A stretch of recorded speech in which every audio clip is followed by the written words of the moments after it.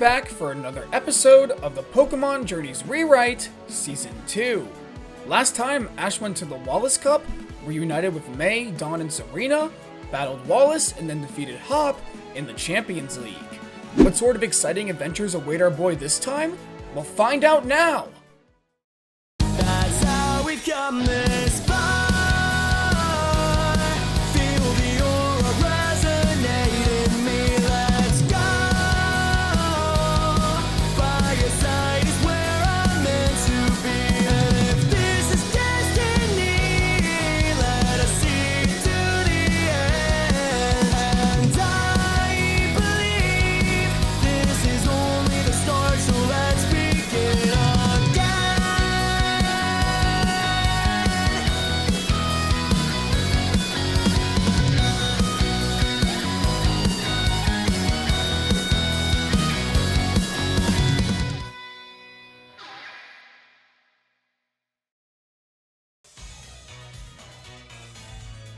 At the Cerise lab, Chloe has come around for another visit. Everyone is super excited about it, especially Go, who tells her all about his adventures with Ash and the Crown Tundra. Chloe fills everyone in that since she's nearing graduation, she's decided what she wants to do, but tells everyone it'll be a secret until dinner time. Go and Chloe then decide to go around Motostoke and do some shopping, and it's here where a wild Grookey ends up stealing Chloe's bag. They chase after it and see that the Grookey seems to be looking for something. And it's here where Go notices its stick is missing, a valuable part towards Grookey's abilities. It must have stolen Chloe's bag hoping to find a substitute. Chloe then befriends the Grookey, and alongside Eevee are able to create a new stick for the Pokemon. After everything is settled, Grookey grows fond of Chloe, and she ends up catching the Pokemon. Chloe then asks Go for a quick battle, and it's Sobble versus Grookey. The battle is actually quite intense. Despite just catching Grookey, Chloe is doing a number on Sobble. Go even thinks to himself she's much better than he was at her level, but Go at this point is still way more experienced and ends up taking the win. Afterwards, the two return back to the lab, where Chloe tells everyone she's decided to take on the Kanto Gym Challenge. You see, Ash and all the members of the Champions League inspired her, and now she wants to become strong too. And with Eevee and Grookey, she knows she can do it. Ash and Go encourage her, with the former telling her to call him if she ever needs advice. The next day, Chloe leaves, while making sure to tell Go to stay in touch, as it seems there may be a bit more to their friendship, but neither I nor Ash will say anything about that. The next day, Ash is chilling in the Pokemon Park when a loud noise is heard, as Go and Peony rush into the room, scaring Ash. Ash! We found it! We really found it! We discovered something big. No, something huge within the landscape of the Crown Tundra. This is bigger than a Gigantamax Pokemon! It's Ultramax! Go and Peony explain that they've been researching their findings from their last Crown Tundra expedition, and found something that's akin to the Regi temples within Hoenn. They even checked with Steven Stone himself to verify this. Go asks Ash if he wants to come along with them, and he agrees, and so they hop on the Project Legend ship and head off to the Crown Tundra. Upon arriving, Ash takes in the landmass's beauty, as this is his first time here. They make their way to the temple with strange-looking patterns outside, and just then, a loud noise is heard. It's something Ash is very familiar with, the Battle Pyramid. And just like that, Brandon descends from the giant building. Ash immediately runs up to him, and to Go and Peony's surprise, starts catching up like old friends. That is until a voice is heard. So, you're here too. Paul? That's right. Ash's rival from Sinnoh, Paul, has joined Brandon for this expedition to the Crown Tundra.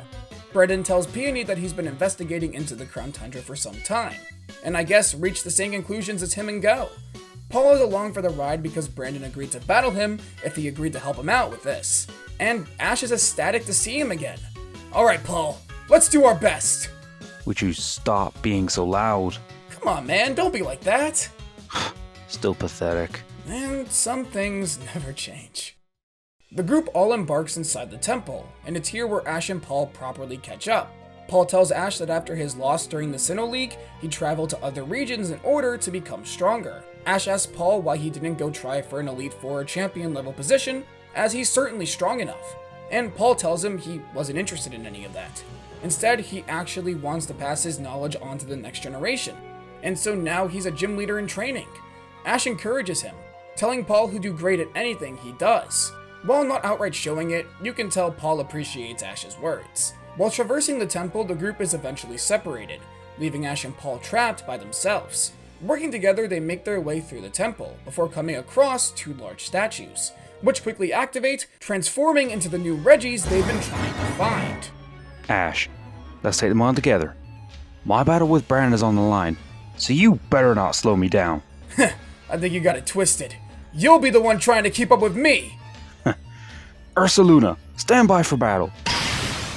Gliscor, I choose you! And just like that, a battle between regieleki and regidrago begins.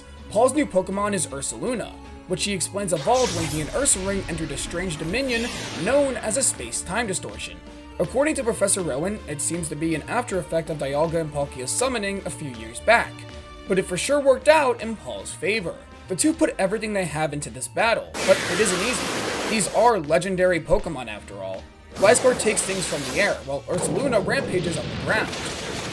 Both Ash and Paul have great teamwork, as their rivalry has now become respect for one another. They reflect back on their time together in Sinnoh, realizing how far they've come. The Regis unleash a combination attack, but Ursaluna and Gliscor tank the hit, and so Ash and Paul then command their own combo move, directly hitting the Regis. This causes the two Pokemon to falter, and Paul tells Ash to go for the finishing blow. But before they can, the Regis disappear into thin air, supposedly finding another area of the temple to rest. The two rivals then reunite with Brandon, Peony, and Go, who told them all about these new Regis. Go and Peony are upset they didn't get the chance to see them firsthand, and Brandon on the other hand decides he'll be staying here for a while, and asks Paul to train with him in order for the pair to become strong enough to take the Titans on. And Paul of course agrees because he wants to battle Brandon. Outside the temple, everyone is saying their farewells, as Brandon and Paul will stay here and our trio want to continue doing more survey work before they head back to mainland Galar. Ash, if anyone deserves to be world champion, I think that person is you. Paul, Don't disappoint me, loser. don't worry. I got this. A couple days have passed, and Go, Ash, and Peony continue to do survey work. While continuing their investigation, the group see a rare Pokemon running across the snow, and decide to follow it. When they catch up to the Pokemon, it's with its trainer, along with a few others. The Pokemon is Silvally, who is with Lillie, Gladion, and Lusamine. Ash! Lillie! You know more people here? Lillie and Gladion are super happy to see their friend again, and inform him that Magearna has led them to the Crown Tundra in search of Moan, and they finally have their destination. Ash is super happy for them, as he knows how much finding their father meant to the family. However, before they can go and get him, Lillie approaches Ash. I've been doing a lot of Pokemon training lately, and I was wondering, would you like to have a battle? Of course! Let's do it! Ash and Lillie have a one-on-one battle, Pikachu versus Lillie's Alolan Ninetales, which she caught as a Vulpix during their travels and trained up. The battle is pretty one-sided, Ash is clearly dominating things, but Lillie isn't a pushover. You can tell that she's become stronger. But in the end, Ninetales is no match for Pikachu and ends up going down. Oh man, you're just too good, Ash. I didn't stand a chance. Don't say that. You did your best. Now, let's find your dad. Ash, the Aether family, as well as Go and Peony follow Magearna to a small hut, and a man comes out. It's none other than Moan, but he has no recollection of his family at all. Regardless, he asks them to please come inside, as it gets chilly at night, and he and his daughter would love to have them. This shocks the entire family, but to an even bigger surprise, it ends up being a Nihilego. Now, Go is ready to go to town to investigate this thing, but Ash tells him to be wary, that most Ultra Beasts are extremely defensive and dangerous. Moan gets angry asking them why they are calling his daughter a monster, and they realize he clearly can't see the beast is manipulating him. Lusamine gets PTSD from her time trapped within Ultra Space, and vows to free Moan. The others put on a friendly persona, and trying to make Moan remember everything. And eventually, it works once they show him a photo, and he remembers everything about his family and Alola.